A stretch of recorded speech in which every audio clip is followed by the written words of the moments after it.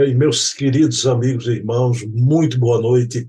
Estamos aqui em mais um programa Bezerra de Menezes, o Kardec brasileiro, e sempre acontece todo domingo, às 20 horas, com o querido historiador Luciano Clay Filho, que vem aqui conversar comigo num bate-papo em forma de entrevista sobre a sua pesquisa, a documentação que o Luciano se debruçou durante décadas, dando origem a um livro magnífico, Bezerra de Menezes, O Homem, Seu Tempo, Sua Missão. Essa obra aqui notável. E o programa de hoje vai ser um programa revelador. Revelador porque vamos perguntar umas coisas a Luciano que ainda não havíamos perguntado sobre a sua pesquisa. Mas, antes de mais nada, pessoal, eu não vou, como eu sempre faço, anunciar todos os programas hoje, porque eu já entrei aqui com um pouquinho de atraso. Eu não vou anunciar todos os programas como eu faço, os 8 programas do meu canal. Todo mundo sabe que há 4 programas semanais de Hermínio Miranda, de Herculano Pires, de Bezerra de Menezes e a resenha literária. E 4 mensais de Leon Denis, um com César Perry sobre memórias, o portfólio Fontes Primárias, Documentos de Kardec e o Eco da Imprensa Espírita, que repercutimos tudo que sai na Imprensa Espírita. Vamos apenas anunciar um desses programas hoje, que é o da próxima terça-feira, depois de amanhã, às 20 horas, que é o epílogo, o coroamento de um seminário notável que o movimento espírita, pela primeira vez, viu Hermínio de corpo inteiro e de viva voz aqui no nosso canal, por mó da misericórdia divina, e a gente está coroando, né, esse seminário notável, disponibilizando para vocês verem, e já foram 4 episódios. Quem quiser ver, está aqui no canal, ok? Então é isso aí. Terça-feira não percam. Será um momento muito emotivo também para Ana Maria, não é? Esse fecho de ouro dessa abóbada celeste que foi esse seminário que caiu do céu em nossas mãos. Já vamos iniciar o programa de hoje elevando o pensamento a Deus, agradecendo ao nosso Pai de bondade infinita por mais uma noite de Bezerra de Menezes em nossas vidas. Numa conversa fraterna com o querido historiador Luciano Clay, possamos compreender mais e mais sobre o grande médico dos pobres, esse grande apóstolo do Cristo aqui em terras brasileiras. Pedindo permissão a Jesus, a quem tudo devemos, iniciamos o nosso programa da noite de hoje. Pessoal, vou botar o Luciano imediatamente aqui na tela conosco. Bem, meus queridos amigos e irmãos, já estamos aqui, como eu prometi, Luciano na tela, meu querido amigo Luciano Clay Filho. Tudo bom, Luciano? Como é que você está? Em paz, querido. Chuvas essa semana aí por Recife, né? Aqui em Fortaleza nem tanto, calor forte, intenso, e somos vizinhos, né? Mas em paz, querido. Aqui choveu bastante, viu, Luciano? Bastante, Recife, castigada. Teve até uma comoção aqui. Eu acho que você viu o desabamento do Vi. prédio, né? 15 pessoas perderam a existência física, uma coisa triste. Meu amigo Luciano, você está de Grenal hoje, está Grêmio aí? Ah, Só coincidência, embora eu goste muito do Grêmio, viu? Sou ferroviário, tem um vermelhinho do lado, né? Mas são cores muito bonitas, a do tricolor gaúcho. embora que eu sou torcedor de Santa Cruz, viu? Tricolor somente Santa Cruz. Mas no Rio Grande eu gosto do Grêmio também, né? Como no Ceará eu gosto do Ferroviário, por um motivo aí descabido, e o Fortaleza. Se não gostasse, seria este o último programa que eu me apresento. Luciano, uma reflexão, não lado social, porque aquilo ali foi uma revolução sangrenta, né? O Rio Sena, em Paris, né? Com o rubro do sangue dos patriotas franceses, né? Mas o aspecto espiritual, Luciano, que isso já é atestado, né? é uma data a ser lembrada pelo movimento espírita, essa que tivemos anteontem, o 14 de julho, a queda da Bastilha, a Revolução Francesa, que aquela turma, muitos deles vieram e alguns deles estão aí no movimento espírita brasileiro, né, Luciano? Sem sombra de dúvidas, essa data que, para a história, didaticamente, consigna o início da Idade Contemporânea, em que ainda nos encontramos, ela evidentemente que, se assim foi definida, é porque teve uma importância muito grande pelas mudanças que ensejou a humanidade a partir de então.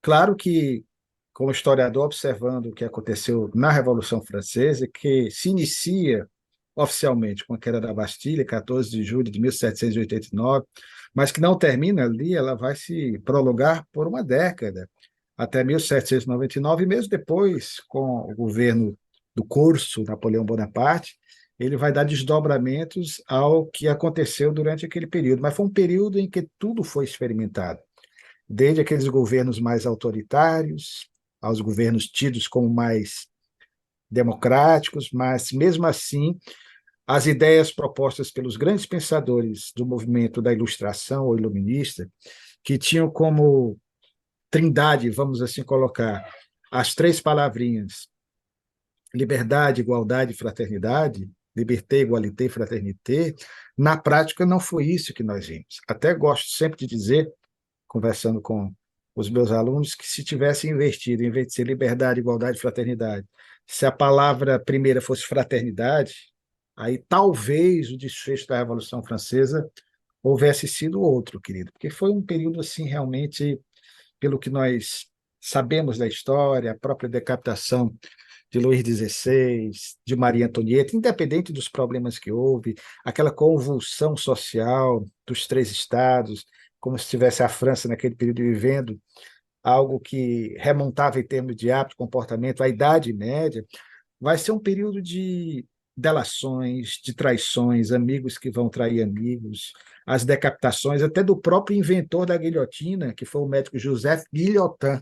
Ele próprio foi, mais tarde, alguém que experimentou o resultado da aceleração da desencarnação em grande quantidade, porque foi essa a finalidade da guilhotina. Ele próprio foi vítima do seu invento, né? Nas mudanças de situações que aconteciam durante esse período grave. Então, bem, irmão, é um momento que enseja reflexões, né, mas mostra ainda, de certa forma, o nível evolutivo em que nós nos encontramos, né?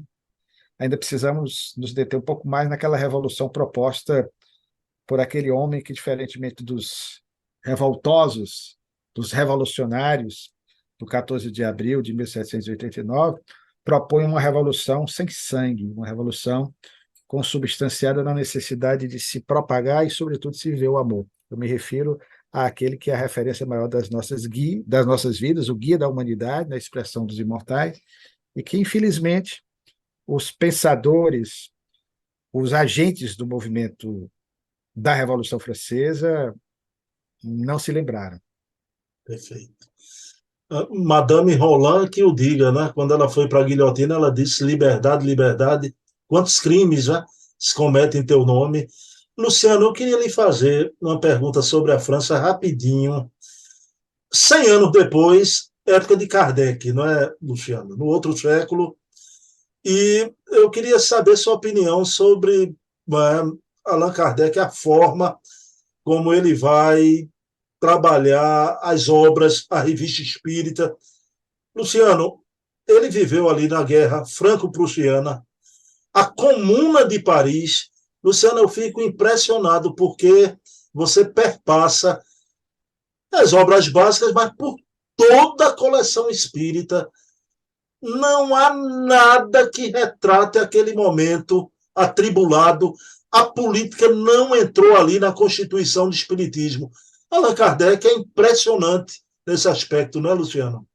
Muito prudente, querido. E olhe que viveu realmente muitas transformações importantes, revoluções que aconteceram não só na França, mas na Europa, em 1830, 1848, movimentos que houve, com reflexos até no nosso país, no Brasil.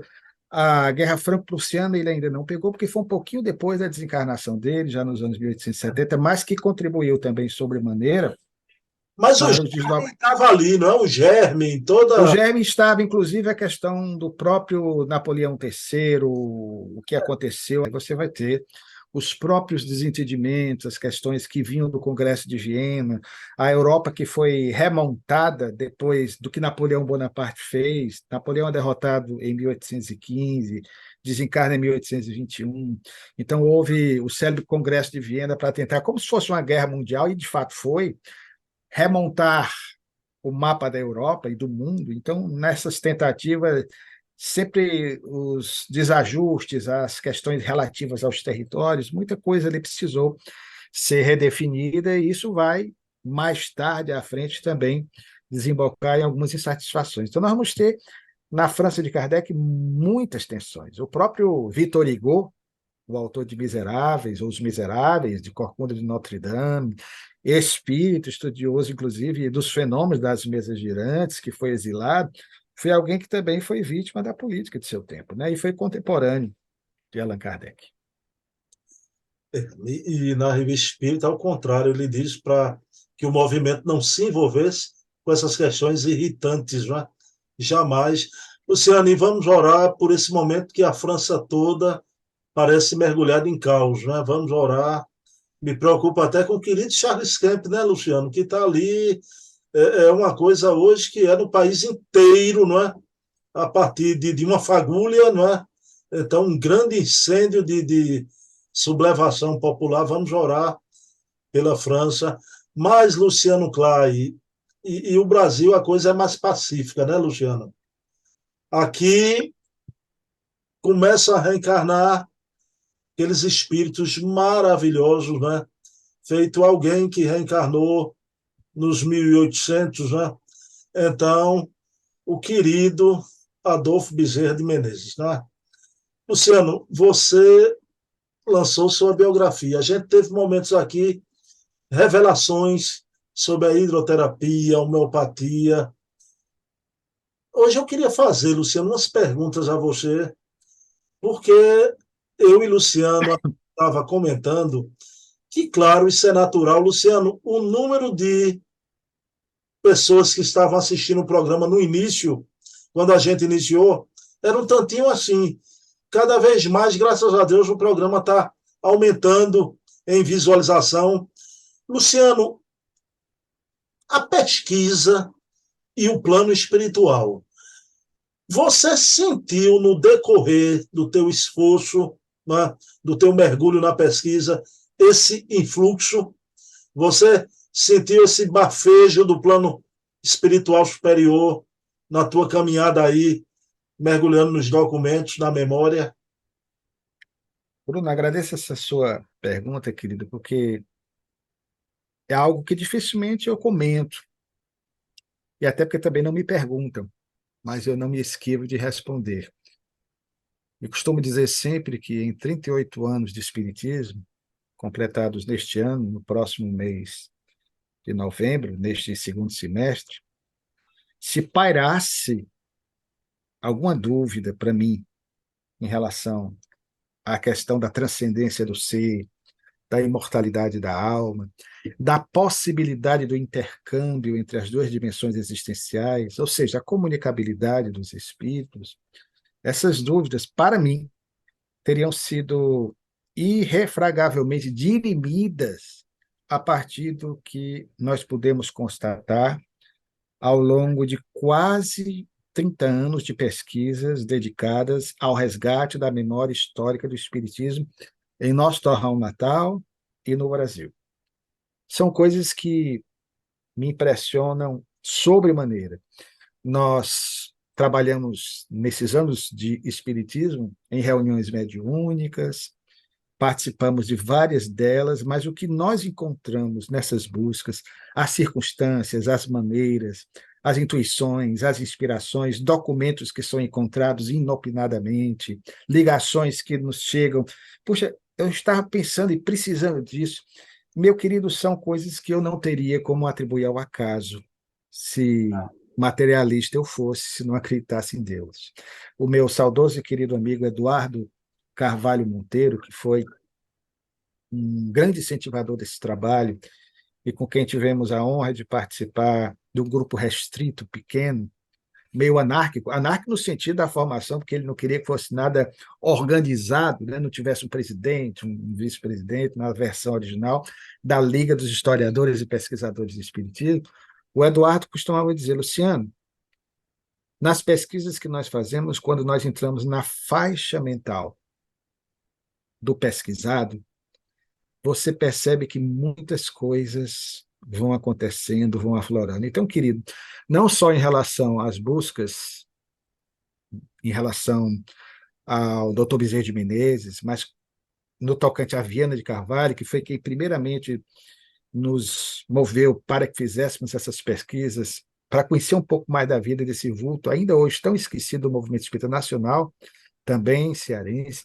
E quando passamos a pesquisar aqui no Ceará, entrevistando lideranças antigas, indo nas hemerotecas, e na época o trabalho de pesquisa há 30 anos era muito mais difícil do que hoje, não se tinha as facilidades de garimpagens de dados virtuais como hoje nós temos. Você pode viajar pelas bibliotecas do mundo inteiro, daí de Recife, eu aqui de Fortaleza, e aí você colhe informações. Antigamente não, você tinha que ir em loco lá nas bibliotecas. Então, o que nós encontramos, queridos, são coisas assim que daria um livro, sinceramente, até sensações da presença da espiritualidade, intuições, a mão conduzida a virar uma página, de repente você encontra aquele que você buscava, sensações como se você tivesse vivenciando uma experiência de psicometria, como no caso das pesquisas que fizemos de Viana de Carvalho, por várias vezes fechamos os olhos, andando pelo centro de Fortaleza, na busca do local onde ele viveu, das lojas maçônicas onde ele militou, inclusive divulgando o espiritismo, porque as lojas maçônicas franqueavam os espaços, e era como se nós víssemos a Fortaleza de 1910, de 1920. Então, são tantas sensações, fora o bem-estar. Não foram raras as vezes em que, pesquisando, por exemplo, mais recentemente, porque foi a pesquisa que nos prendeu durante praticamente 30 anos, sobre o Dr. Bezerra de Menezes, que às vezes na calada da noite, de madrugada, também encontrando um documento nas buscas que fazíamos, comemorávamos como se estivesse comemorando um gol do Ferroviário, um gol do Santa Cruz, né? Solitários ali, porque o trabalho do historiador, Bruno, e eu agradeço demais, querido, essa oportunidade que você nos dá, você não sabe quanto eu lhe sou grato, porque é um trabalho que não interessa a muitos, é um trabalho de cavaleiro solitário. Nem todo mundo se interessa. Hoje, nós sabemos, no nosso próprio movimento espírita, parece que há um esquecimento, que é um mal crônico, que demonstra ainda a nossa ingratidão, há aqueles companheiros do passado. Não que eles queiram ser lembrados, mas é dever nosso, por uma questão realmente de reconhecimento dos esforços que envidaram numa época muito mais difícil do que a nossa, de se fazer a sua afirmativa espírita. Eles enfrentaram verdadeiros holocaustos morais, e às vezes com sacrifício da própria saúde física, diante da ignorância, ignorância aí no sentido de falta de conhecimento das pessoas que viviam há 40, 50, 100 anos, a postura das mesmas em relação à doutrina que desconheciam ou que ouviam falar sem investigar de fato o que se tratava. Então, esses companheiros não podem ser esquecidos. Companheiros que na década de 30, por exemplo, mais precisamente com a ditadura Vargas, de 1937, tiveram que enfrentar as perseguições dentro dos núcleos espíritas, casas espíritas que foram fechadas, que eram obrigadas a trabalhar ostentando sempre uma autorização do delegado, como aconteceu muito aqui em Fortaleza. Nós temos vários desses documentos. Então, esse trabalho é algo que particularmente nos dá um bem-estar muito grande, porque todos os pesquisadores, mesmo que não acreditem na ação da espiritualidade, basta você olhar os grandes arqueólogos do passado, as descobertas das grandes tumbas dos faraós. Ano passado nós relembramos os 100 anos da descoberta arqueológica do século, uma das mais importantes do milênio, que foi a tumba de Tutancâmon, a descoberta das ruínas de Troia, a descoberta de Creta, de Cusco, no Peru, se você for ver a vida dos arqueólogos envolvidos, você vai perceber que há uma intuição. No caso das ruínas de Cusco, o garotinho que conduzia, o arqueólogo principal responsável por desvendar aqueles mistérios, era um menininho que, de repente, o menino desaparece, como se fosse guiado para que nós pudéssemos ter uma informação acerca dessas civilizações de outrora. Então, a ação da espiritualidade, ela permeia toda a história e as suas descobertas, né? E o trabalho do historiador, portanto, ele, embora o esforço individual de cada um na coleta de informações, de documentos, ele não pode prescindir jamais da ação da espiritualidade. E com o espiritismo nós passamos a ter uma leitura bem diferente. E é isso que eu diria para você, que foi algo realmente gratificante, tem sido nas buscas que nós fazemos. Luciano, você conhece a psicometria, não é? Tua pesquisa não foi só em cima de documentos, não é? Você chegou às tuas mãos objetos, não é? E tudo. Essa coisa que tudo está gravado no éter, né? Os registros acásicos do Frederico Myers, né? O grande espírita. Mas, Luciano, você acha também que esse influxo da espiritualidade se dá pelas vibrações quando você começa a mover rios imundos, né? E a manusear não só o papel, mas os objetos. Tem algo desses registros, dessas vibrações, você compreende assim? Sem sombra de dúvidas, querido. Isso é fato, não é fake, embora seja algo que tem a ver mais com o lado anímico do ser, porque a psicometria, embora possa até ser, à medida que você interpreta e repassa a informação, você se torna um médium daquela informação repassada. Mas é um fenômeno mais anímico, é um fenômeno paranormal, um fenômeno da alma, em que você, não pelo objeto em si mesmo, mas você pega um relógio de alguém, é como se ele guardasse aspas, né, as impressões digitais, vamos dizer, fluídicas, porque tudo é energia, fluido cósmico universal. Quando começamos a entender o Espiritismo, nos estudos fundamentais que fazemos a partir da obra magna, que é o Livro dos Espíritos, nós aprendemos a respeito do fluido cósmico universal, a ação dos pensamentos, aquilo que fica impregnado é a energia que fica ali, de certa forma, retida, e alguém que pode ter essa sensibilidade, isso até hoje na Scotland Yard, na Inglaterra, em algumas polícias que se valem de determinados sensitivos, eles usam esses médiums, e hoje não tem mais como questionar. E encontro, às vezes tem a descrição da pessoa, né? Principalmente se for uma paranormalidade, vou usar essa expressão, para não usar a expressão de médium, mas uma paranormalidade muito refinada, pessoas verdadeiramente extraordinárias. Mesmo no passado, as bolas de cristal utilizadas seguravam um documento, aquilo ali não é que a bola em si vai revelar, mas é uma forma de fazer com que aquela pessoa entrasse no processo de concentração, de transe, se abstraísse daquela realidade para entrar em sintonia com aquele objeto, com os espíritos que poderiam estar naquele ambiente. Então, os amuletos do passado, então muita coisa que você pega, você tem as impressões.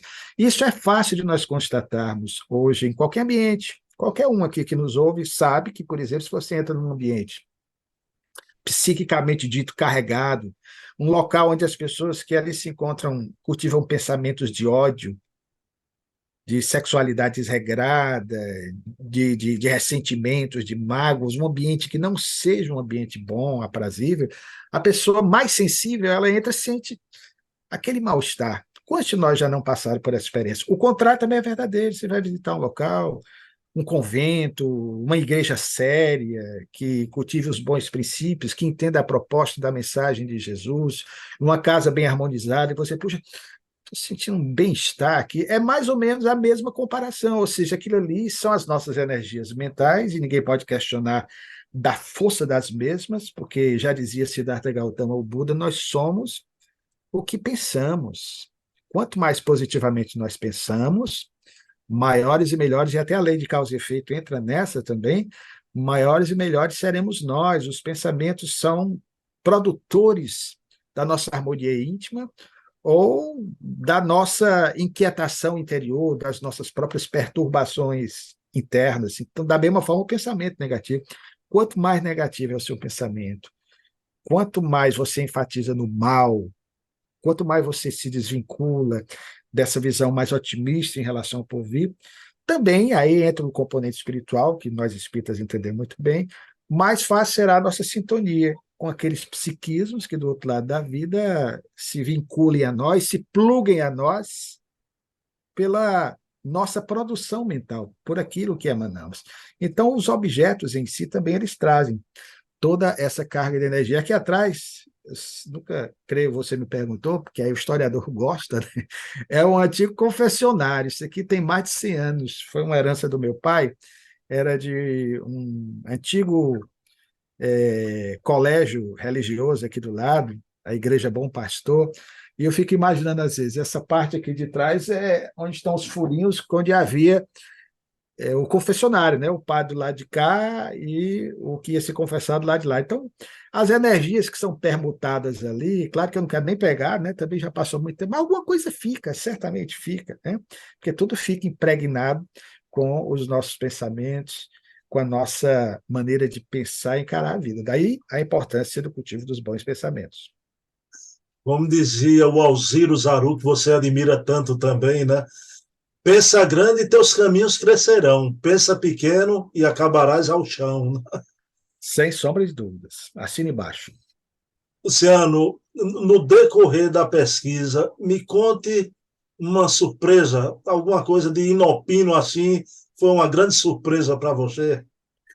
Bruno, foram tantas, não sou Roberto Carlos para dizer tantas emoções, né?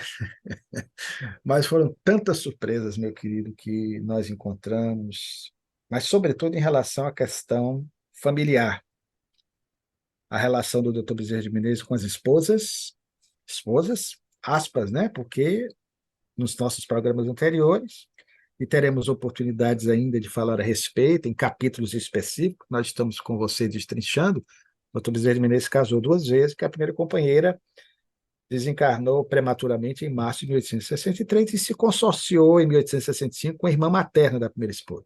Então, nós fizemos um trabalho, um rastreamento para conhecer um pouco mais da vida do Dr. Bezerra de Menezes, sobretudo no Rio de Janeiro.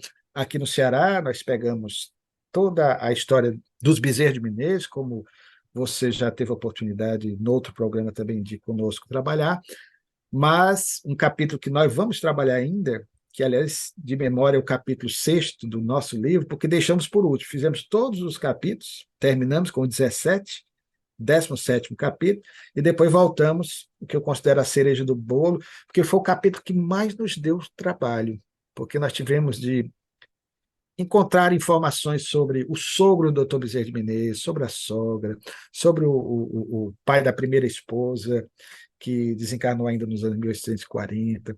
Nós fomos tentando encontrar notícias a respeito dos filhos do Dr. Bezerra de Menezes, e conforme nós já expusemos em outras oportunidades, as pesquisas que apontavam 7 a 9 filhos, elas ficaram vencidas a partir das descobertas que fizemos, porque hoje nós temos comprovadamente o Dr. Bezerra de Menezes, nos 2 relacionamentos, com 15 filhos carnais e uma filha que ele adotou, portanto, um total de 16 filhos.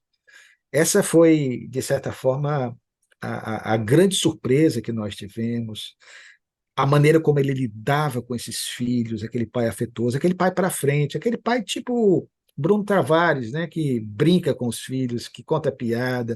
Não era aquela pessoa assim, você tem uma ideia às vezes diferente, porque era um santo do passado, mas vai ver Jesus, vai ver Francisco de Assis, a alegria cristã, a alegria franciscana. Então, o doutor Bezerra de Menezes apelidava os filhos, punha em todos esses apelidos carinhosos e às vezes até os homenageava em alguns dos seus romances, né, emprestando a determinados personagens os apelidos que eles dava em alguns filhos. Nós fomos recuperando tudo isso, fotografia dos filhos, e a grande surpresa, aí sim, querido, eu pontuaria, finalizando essa excelente pergunta que você nos faz, inédita também, como outras tantas, foi a descoberta da história do filho mais velho, que, ao contrário do que muitos pensavam ter sido o segundo filho, chamado Antônio, porque os 2 mais velhos foram do primeiro casamento, a esposa desencarna, eu estou dizendo, quando a esposa desencarnou, ele ficou com 2 filhinhos, um de 3 aninhos, que é o Adolfo Júnior, e o outro de 1 aninho, que é o Antônio. Então, nós não sabíamos nada sobre o Adolfo, e pensávamos, porque alguns companheiros haviam escrito trabalho, para mostrar que o filho que teve o problema psiquiátrico e obsessivo, sobre o qual o Dr. Bezerra de Menezes vai se deter para lançar no futuro, não quando estava na Terra, porque foi uma obra postumamente lançada, A Loucura sob Novo Prisma, mas que ele conclui ainda nos anos 1890, muitos diziam que tinha sido em relação a esse filho, o segundo que cursava a Faculdade de Medicina e que desencarnou aos 25 anos, dia 2 de abril de 1887, o Antônio Bezerra de Menezes, que era espírita. Mas nós descobrimos que não foi o Antônio, que foi o Adolfo. Inclusive, nós explicamos no livro por que das mudanças de dados para evitar que, de repente, as pessoas soubessem que era o filho mais velho, porque o Antônio desencarnou em 1887 e o Adolfo desencarnou em janeiro de 1899, pouco mais de um ano antes do pai retornar ao mundo espiritual, aos 39 anos, sem nunca ter casado. Então, foi algo interessante e que, para tanto, nós contamos com a ajuda de um querido amigo que a providência divina me reaproximou, um advogado espírita residente no Rio de Janeiro, chamado Laércio Camanho, que sempre tem ouvido os nossos programas. Esse companheiro foi providencial nessas buscas, porque se tornou o nosso braço no Rio de Janeiro, mais diretamente. E foi graças a ele, insistindo, Laércio, procura aí os dados, porque nós não tínhamos, Bruno, encontramos todos os dados referentes aos filhos do Dr. Bezerra de Menezes, assento de óbito, de nascimento, na época era o batistério. Então, nós conseguimos recuperar até o nome dos padrinhos de todos eles. Né? Mas faltava do Adolfo, nós não tínhamos informação alguma. Né? Tínhamos, sim, a questão do batistério, sabíamos que ele tinha nascido em janeiro de 1860 e desencarnou em janeiro de 1899, mas nos faltava fechar esse quebra-cabeça e saber quando ele desencarnou, porque ele desaparece da história. Então, graças ao Laércio, eu disse, Laércio, querido, procura aí. E já no apagar das luzes, na conclusão do livro, meu irmão, estávamos fechando o livro, o Laércio me liga do Rio de Janeiro, e Luciano, está sentado? Eu disse, estou, meu irmão. Rapaz, encontrei circunstâncias que eu jamais encontraria o assento de óbito do Adolfo. Eu disse, rapaz, não acredito, não. Ele disse, acredite. E outra coisa, só encontrei porque eu passei e a folha estava abaixo de uma outra, por isso que eu procurei várias vezes, não encontrei, ela estava como se estivesse pregada debaixo da outra, que estava sobreposta. Eu disse, Laércio, não acredito. Aí leu para mim, pegamos os dados, e aí fechamos, consegui uma fotografia, através de muitos parentes, principalmente da Lúcia Bezerra, que nos assiste sempre. A Lúcia, gentilmente, nos passou, e algumas dessas fotos, ela nos doou os originais, que era do irmão dela, JB de Paiva, que foi um grande teatrólogo, inclusive faz parte também como ator aí do filme Bezerra de Menezes, Diário de um Espírita. Ele que encarna muito bem o juiz que vai relatar aquele caso da possessa que nós comentamos, né, do Riacho do Sangue, irmão da Lúcia, que desencarnou também recentemente. Então, querida, eu diria para você que foram essas descobertas assim, algo que eu nunca revelei, né, mas assim, de forma inopinada e que eu não tenho como atribuir ao acaso, diante do que nós expusemos na resposta à questão anterior, vai ao encontro da mesma, fazendo aqui esse link para mostrar o quão impressionante é um trabalho dessa natureza. A ciência espírita da investigação, a metodologia do pesquisador da história, ela tem muita coisa do que a academia nos propicia, nos aparelha para pesquisar, mas tem esse algo a mais, que normalmente, quando se tem a noção da ação da espiritualidade, nós não somos pesquisadores solitários nesse aspecto, porque nós temos amigos espirituais que até onde podem fazer, né? Olha, vai por ali, intui esse pensamento, que é para encontrar, não tem como, em hipótese alguma, atribuir um achado desse ao acaso. Lúcia Bezerra, um beijo, Lúcia Bezerra. O Luciano, Lúcia sempre comenta no chat. Agora, quando acaba o programa, ela sempre troca uma palavrinha comigo, viu? E a conversa com Lúcia é parecida com a de Luciano Clay, viu? Sempre uma conversa instrutiva. Ela sempre traz dados e informações. Né? Um beijo, Lúcia. Criatura maravilhosa, você precisa conhecê-la pessoalmente. Um dia eu vou aí na terra de Iracema, com certeza. Viu? Luciano, me diga uma coisa. Você sabe que o oráculo às vezes se mostra, mas às vezes se recolhe. A gente falou sobre a influência da espiritualidade na pesquisa. Agora, O que a espiritualidade não quer que venha a público, ela coloca a mão ali e não tem jeito, né? Minha pergunta para você, o outro lado, o reverso da moeda, né? Perguntei pela surpresa. Houve algum momento de frustração nesse mergulho, nessa pesquisa? O historiador se sentiu frustrado? Puxa vida! Bruno, é interessante porque quando nós iniciamos a pesquisa, nós já vimos pesquisando sobre a vida do Dr. Bezerra de Menezes desde a década de 90, tanto que publicamos um livro pela editora La Chatre, graças à generosidade do querido amigo Lamartine Palhani Júnior, desde o ano 2000 já residente no mundo espiritual, que nos apresentou a um outro grande amigo, Alexandre Rocha, que foi durante muito tempo o responsável pela editora La Chatre. E, na época, nós publicamos, no ano 2000, o livro Bezerra de Menezes, Fatos e Documentos, que hoje se encontra na terceira edição. Não é o que nós lançamos recentemente. Então, a obra, claro, né, ela fez parte de uma época, mas nós não tínhamos, porque foi tudo feito rapidamente, a aparelhagem, o instrumental, as condições de pesquisas que hoje nós dispomos. Então, nós achávamos que tínhamos feito aquele livro com o intuito de comemorar, naquela ocasião, o primeiro centenário de desencarnação do Dr. Bezerra de Menezes, 11 de abril de 1900, 11 de abril do ano 2000, fechando o século e iniciando o milênio. Mas a partir do Natal, me lembro muito bem, que foi Natal, 25 de dezembro, nós fomos comemorar com a família e voltamos para casa, e eu varei a madrugada, não sei porquê, encontrando algumas coisas sobre o Dr. Bezerra de Menezes, pesquisando, rapaz, eu preciso escrever alguma coisa a mais do que nós trabalhamos. Então, foi a partir do Natal de 2006 que nós começamos a aprofundar as nossas buscas, né? Que acreditar que faltava algo mais. E as frustrações de início eram muitas, porque você não tinha onde pesquisar.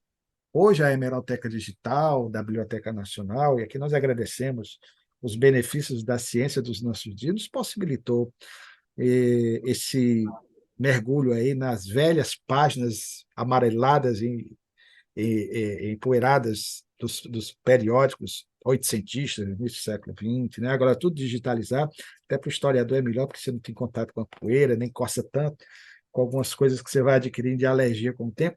Então, nós começamos a pesquisar contato com os parentes que nós fomos descobrindo, descendentes diretos no Rio de Janeiro. Nós passamos a ter mais tempo, mas tivemos muitas frustrações, até, por exemplo, a recusa de uma bisneta do Dr. Bezerra de Menezes, que não queria nos receber, não. Nós ligamos para ela, não vamos dizer o nome, muito católica, ao contrário dos outros, né, que nós pesquisamos, nós encontramos uma trineta e uma bisneta do Dr. Bezerra, Dona Ieda, pessoa extraordinária, simpaticíssima, neta da Ernestina, uma das filhas do Dr. Bezerra de Menezes, mas essa outra bisneta de um outro filho do Dr. Bezerra de Menezes, nos atendeu até um tanto agressivamente, né? Assim, não, eu não quero conversa sobre espiritismo, não. Mas se esquecendo que os próprios filhos do Dr. Bezerra de Menezes, dos 16, dos que estavam encarnados, quase todos eram espíritas e vão frequentar a Federação Espírita Brasileira. Mas nós respeitamos. Mas depois nós fomos com muito jeito, através não dela, mas de uma irmã dela, conseguir informações, fotografias, que nós colocamos no livro, né? Se não vai de um jeito, vai do outro. Então, nós tivemos essas frustrações, né? Isso faz parte das pesquisas, pessoas que fecham a porta, né? Nós fomos atrás de um companheiro aqui, por exemplo, que tinha um bom material sobre a dona Fabiana, mãe do Dr. Bezerra de Menezes. Nós pesquisamos também sobre a ancestralidade do Dr. Bezerra de Menezes, queríamos conhecer as irmãs, as tias do Dr. Bezerra de Menezes, por parte da dona Fabiana, e esse companheiro tinha, e na ocasião, quando nós fomos à sua casa pesquisar, e ele já tinha reservado um horário específico, ele, de uma hora para outra, disse, não.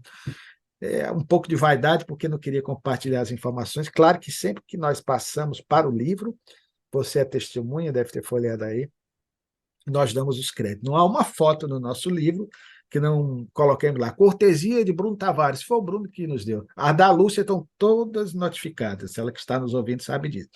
Mas, apesar de tudo isso, essas frustrações das pesquisas, querido, a grande frustração aí eu já colocaria de uma outra forma, que nós tivemos foi de perceber que o movimento espírita dos nossos dias ainda conhece muito pouco o Dr. Bezerra de Menezes. Essa foi a grande frustração, embora algumas biografias, embora alguns casos narrados que tocam os nossos corações, mas as pessoas não conhecem a vida do Dr. Bezerra de Menezes. Tanto é que, com todo respeito, não que nós busquemos isso, mas uma live como esta, Bruno, nós não encontramos com todo respeito, né? E o espaço que você nos dá de todos os domingos.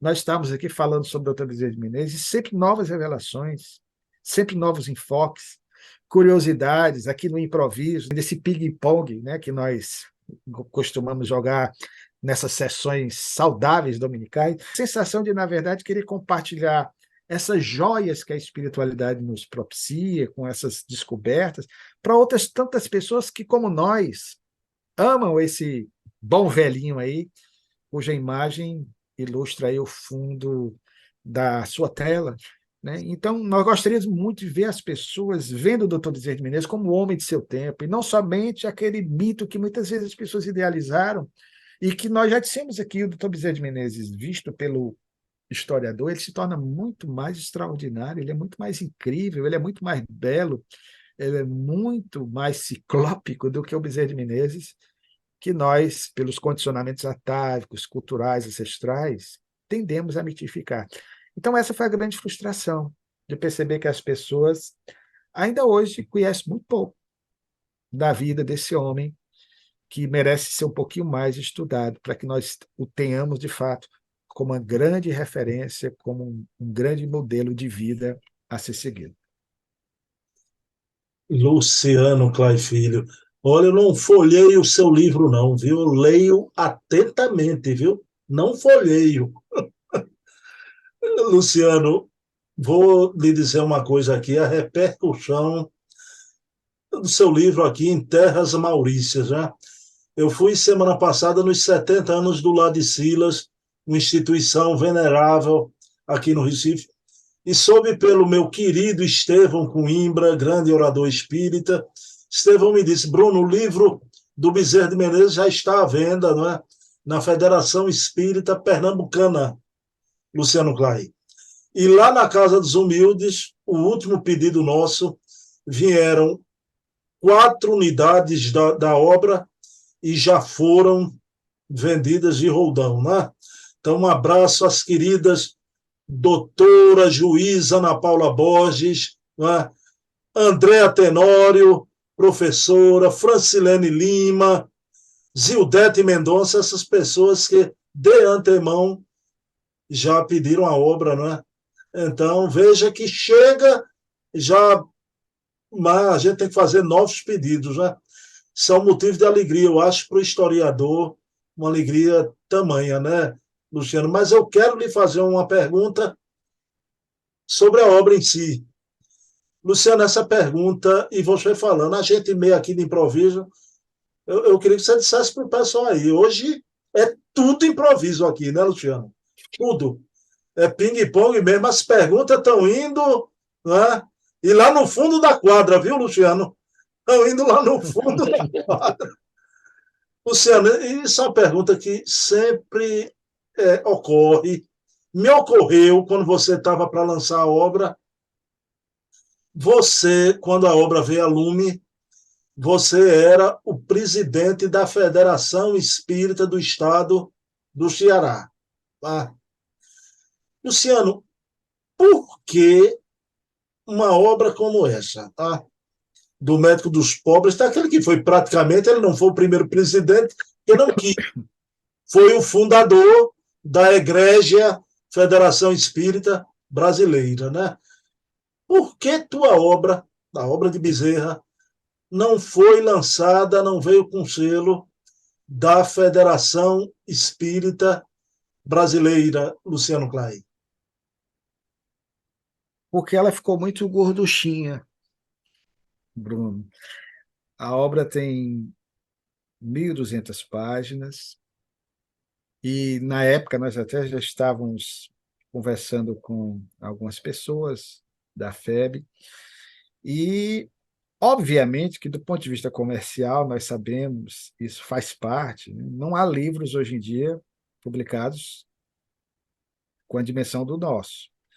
Por outro lado, aí nós não quisemos, porque nós objetivávamos, o livro saiu em 2021 e teve uma razão, aproveitar a efeméride daquele ano, que o movimento espírita não lembrava, que eram os 190 anos de nascimento do Dr. Bezerra de Menezes. Estamos nos encaminhando para, se estivermos aqui, Deus nos permita, em 2031, comemorarmos 200 anos de nascimento do Dr. Bezerra de Menezes. Então, nós achávamos que seria de bom alvitre ter uma obra mais alentada sobre o Dr. Bezerra de Menezes. E, afinal, foram 3 décadas de busca, de pesquisas. Nós não queríamos resumir a um livro de 150, 180, 200 páginas, porque tinha muita coisa, tanto é que são 17 capítulos.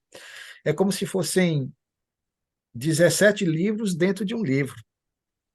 Então, nós estávamos já ensaiando, né, uns contatos com alguns companheiros da FEB. A FEB foi extremamente gentil conosco, nos franqueou espaço, nos abriu o setor de obras raras da Federação Espírita Brasileira. O querido amigo Jorge Brito, que contribuiu sobremaneira, e essas buscas nós havíamos iniciado. Eu não posso esquecer dessa pessoa, porque eu tenho um sentimento de gratidão profundo, tanto é que, ao lado do meu pai, do Divaldo Franco, é a terceira pessoa que eu dedico esse livro, que é do seu Nestor, como eu sempre chamei, seu Nestor Mazotti. Né? O seu Nestor, que foi o presidente da Federação Espírita Brasileira, por quem eu tenho um carinho, uma gratidão profunda, já residente no mundo espiritual. Então, nós pensamos, Bruno, porque um livro desse porte, e outra coisa, nós respeitamos, a FEB precisaria fazer uma avaliação do livro. Nós sabemos que essas avaliações, elas têm, claro, seus critérios, têm um conselho, pessoas que vão estudar. Então, ficaria muito complicado se, de repente, nós fôssemos esperar um retorno, porque nós sabíamos já que, às vezes, um livro, e tem que ser assim, né? Ele precisa passar pelo crivo, pela análise, pessoas que conhecem aquela temática, embora sobre o Dr. Bezerra de Menezes, infelizmente, hoje em dia, são poucos os que conhecem a vida dele. E era uma obra de cunho histórico. Então, nós optamos assim, não, porque alguma coisa que, de repente, pode ser questionada, não tem nada assim de polêmico, nós não escancaramos as dificuldades, os problemas do movimento espírita, que tem a ver com a nossa natureza, com o nosso lado sombra, na utilização da expressão psicológica de hoje. Né? Então, foi um trabalho que fizemos com muita prudência, em respeito ao próprio homenageado. Então, não queria que nós ali escandalizássemos, fizéssemos um livro ferino, não era esse o nosso foco. E nós não trabalhamos assim porque guardamos sempre uma orientação de Emmanuel do livro Consolador, quando ele se refere ao historiador, ele coloca que o historiador é responsável por aquilo que revela e da forma como ele revela, né? Os seus achados, como ele escreve a história. Então, nós não queremos escandalizar, nós não queremos levantar polêmica desnecessária, não queremos ser ferinos, né?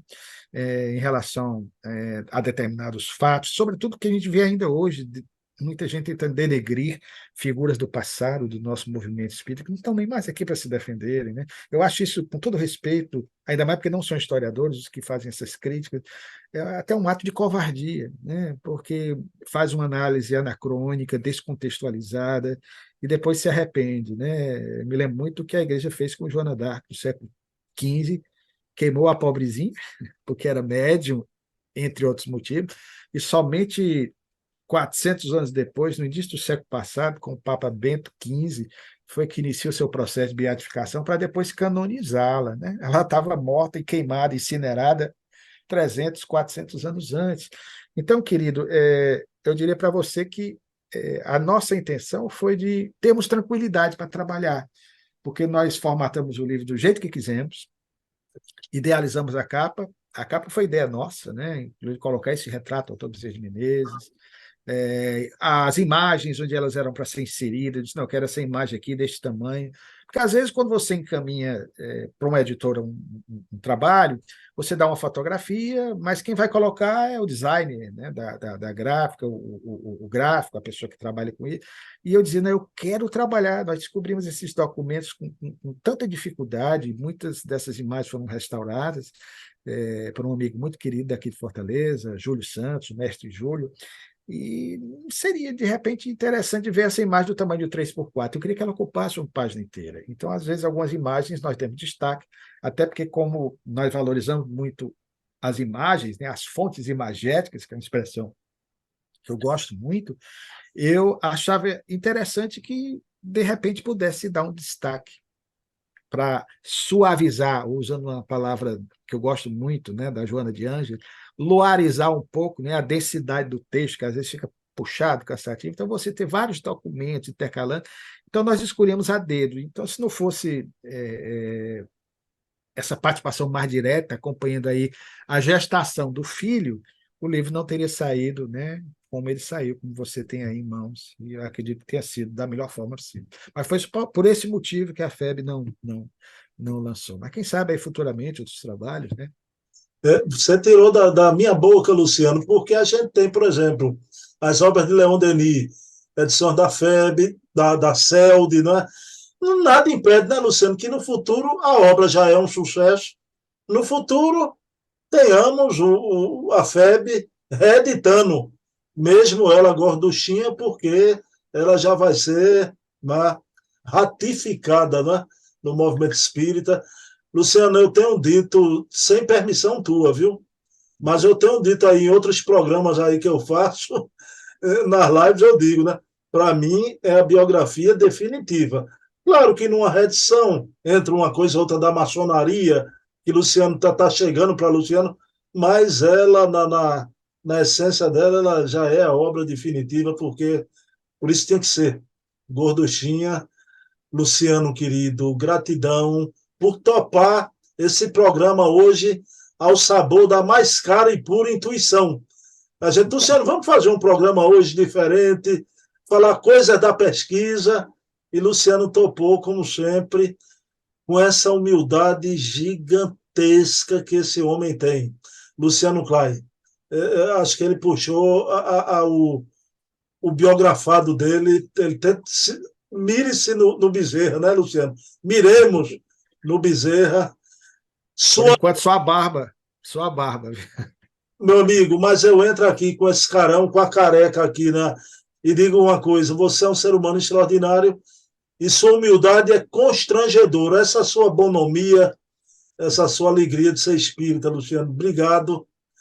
Pode fazer a prece? Com alegria, querido. Amantíssimo amigo Jesus,